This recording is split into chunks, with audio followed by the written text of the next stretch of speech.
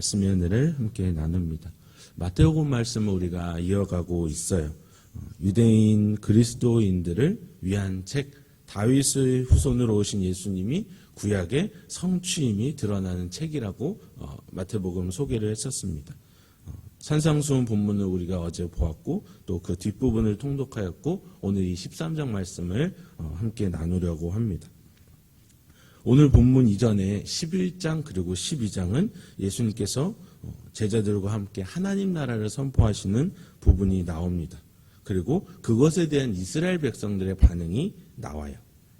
그 반응은 우리가 통독을 해와서 잘 알듯이 그리고 일평생 복음서 말씀을 우리가 잘 배워왔듯이 그들이 예수님을 배척하고 예수님을 밀어내는 거절하는 모습을 우리가 봅니다. 오늘날의 이 세대와 별반 다르지 않게 이스라엘 백성들의 반응은 주님의 말씀을 듣고도 그분을 거절함으로 그 반응이 나타나고 있습니다. 특히 이 12장에 보면은 예수님과 제자들의 천국 복음 전파에 대해서 아주 적대적인 반응을 보입니다. 참 이상한 것이 그들은 굉장히 메시아를 기다리는 사람들이었습니다. 로마의 지배 가운데에서 모세의 율법, 선지자의 강령인 그 구약이 말하는 메시아를 누구보다 기다렸던 사람들이 바로 유대인들이었습니다. 그분이 나타났을 때에, 그분이 그들 앞에 섰을 때에 기뻐하고 또 환영하기보다는 도리어 거절했던 모습이 있었습니다. 생각보다 내가 생각했던 메시아가 너무 평범해 보였을까요? 예수님과 제자들이 하나님 나라를 전파했음에도 불구하고 거절한 이유가 오늘 보는 13장의 여러 비유들 가운데에 나와요. 여기서는 이제 하나님 나라는 이런 것이다라는 표현들이 많이 나오기 때문입니다. 여러 가지 비유들을 통해서 하나님 나라를 소개하고 있어요. 그 당시 사람들에게 아주 그냥 일상적인 이야기 가운데에 예수님께서 비유를 들으셔서 이 사람들에게 하나님 나라를 설명하시는 겁니다. 비유로 하면 알쏭달쏭 하잖아요. 우리에게도 알쏭달쏭한데 그 옆에 있던 제자들에게도 똑같이 주님 왜 비유로 말씀하세요? 라는 질문이 있었습니다. 오늘 읽진 않았지만 10절 말씀을 한번 눈으로 보십시오. 제자들이 예수께 나와 이르되 어찌하여 그들에게 비유로 말씀하십니까? 11절 12절에 주님의 답이 있네요. 대답하여 이르시되 천국의 비밀을 아는 것이 너에게는 허락되었으나 그들에게는 아니 되었나니 무릇 있는 자는 받아 넉넉하게 되되 없는 자는 그 있는 것도 빼앗기리라. 아멘. 하나님 나라의 비밀은요, 하나님께서 허락하신 자들만에게 주어진다는 겁니다. 천국의 비밀을 아는 길은 사람의 지식으로 사람의 노력으로 알 수 없다는 것입니다. 주님의 말씀 곧 하나님의 계시의 말씀에 의해서만 깨달을 수 있다는 것을 말씀하시는 것이죠. 다 볼까요? 13절. 그러므로 내가 그들에게 비유로 말하는 것은 그들이 보아도 보지 못하며 들어도 듣지 못하며 깨닫지 못함이니라. 아멘. 이 말씀도 구약의 말씀을 인용하신 것입니다. 이사야 6장 9절부터 10절까지의 말씀.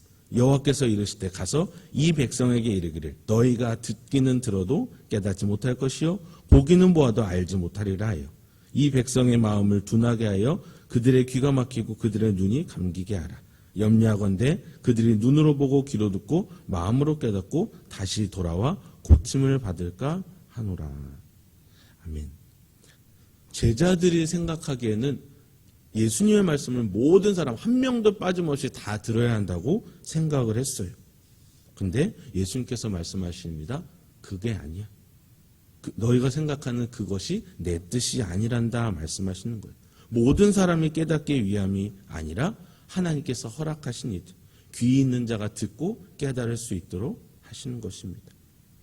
오늘 말씀을 보도록 하겠습니다. 1절과 2절은 이제 서론적인 부분이고요. 예수님의 비유의 말씀이 3절부터 나와요. 어떤 농부가 씨를 뿌리러 나갔다고 합니다. 4가지 밭의 경우가 나오죠. 길가에 떨어지고 새들이 와서 먹어버린 경우. 또 흙이 이제 돌밭에 떨어져서 싹이 나오지만 흙이 깊지 아니하므로 나중에 타져서 다 뿌리가 없으므로 말라버린 것. 가시떨 위에 떨어져서 가시가 자라서 기온을 막아버린 것.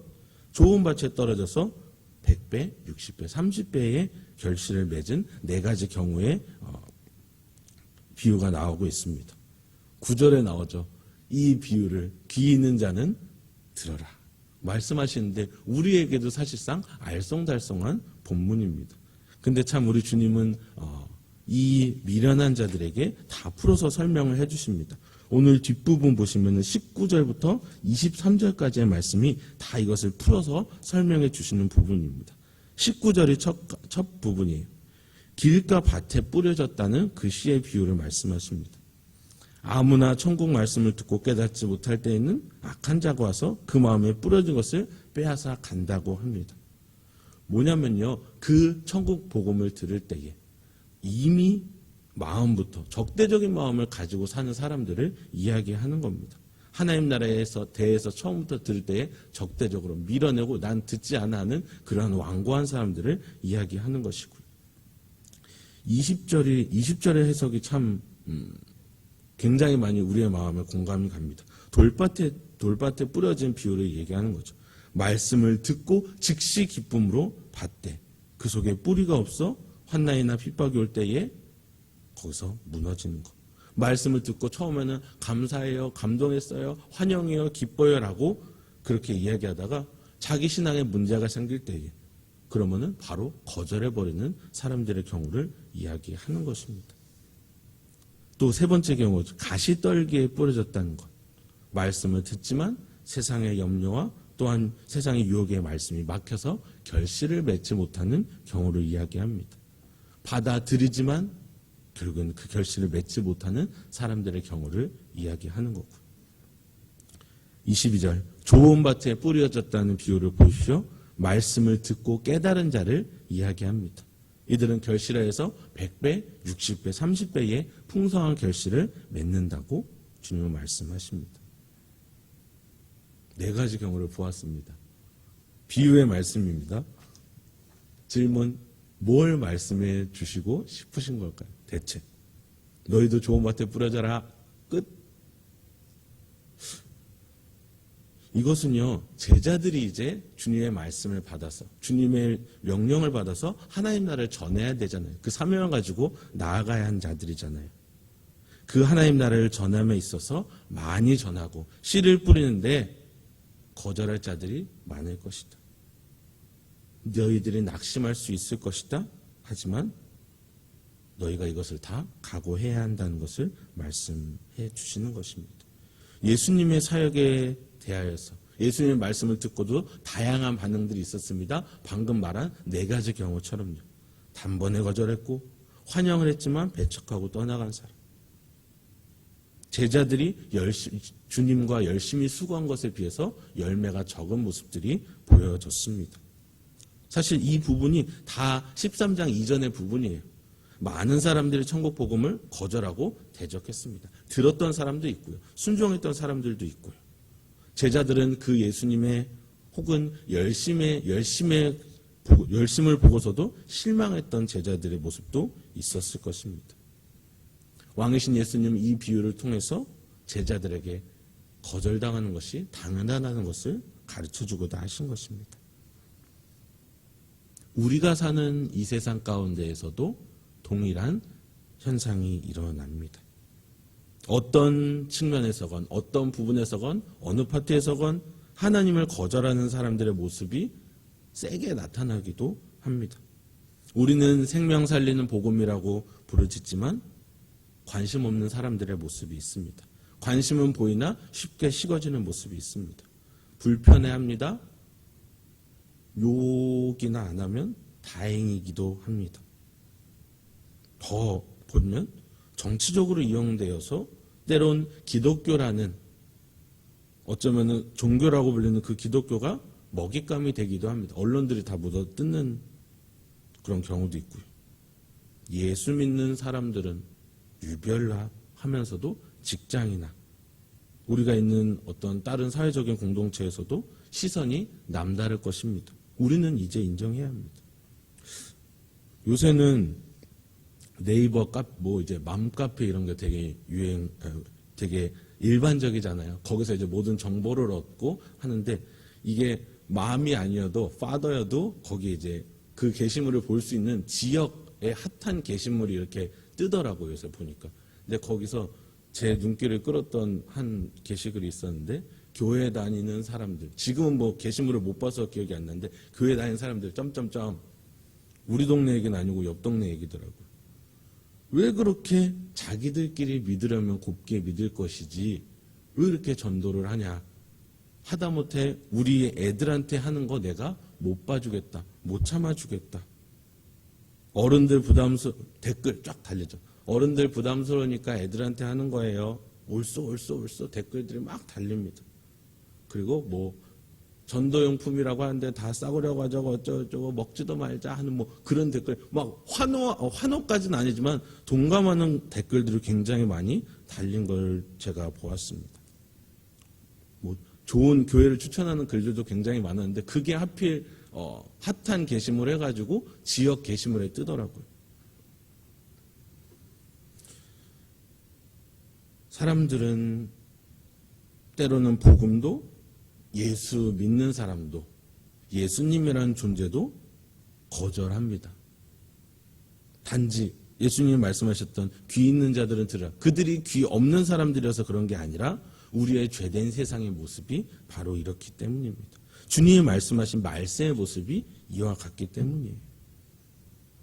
13장 우리가 읽었던 그 씨 뿌린 자의 비유, 그 말씀은 제자들이 어떻게 보면 인생을 다해서 열심을 다해서 천국 복음을 전파하지만 수고에 비해서 결실이 적음, 그것에 대해서 낙심할 제자들을 주님께서 위로하시는 말씀입니다. 왕 대신 예수님께서는 이 비유를 통해서 결실을 맺기 어려운 이유가 천국 복음, 그 씨에 있는 것이 아니라 듣는 사람에게 밭에 있는 것임을, 문제가 그 밭에 있는 것임을 보여주고 계시는 거예요. 천국 복음을 전파하지만 기대와는 달리 많은 사람들이 거절합니다. 제자들이 그것을 제일 많이 체험했을 거예요.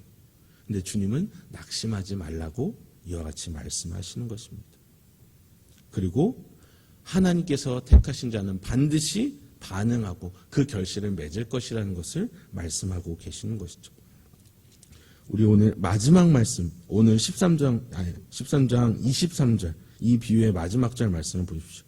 좋은 땅에 뿌려졌다는 것은 말씀을 듣고 깨닫는 자니 결실하여 어떤 것은 100배, 어떤 것은 60배, 어떤 것은 30배가 되느니라 하시더라. 아멘. 우리가 이 배당 뭐 몇 배를 보고서 전도를 하는 것은 아니죠. 하지만 확실한 건 이거죠. 죄된 세상에서 많은 자들이 하나님 나라를 거부하지만 하나님께서 택하신 자는 반드시 있고 그런 자들이 천국 복음을 받아들여서 많은 결실을 얻게 된다는 것입니다. 천국의 비밀이 여기 있다는 것이죠. 귀 있는 자는 들을지어다.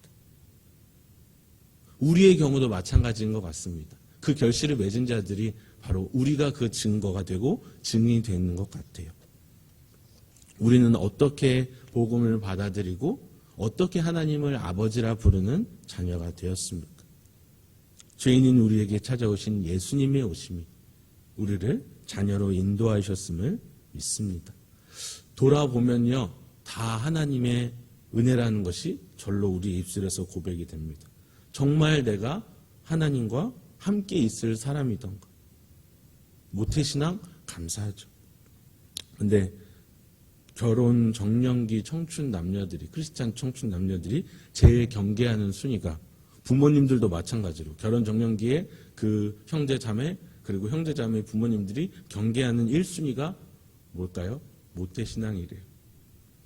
뜨뜻미지근하다고. 너무 교회가 익숙해서 뜨뜻미지근한 그러한 청년들.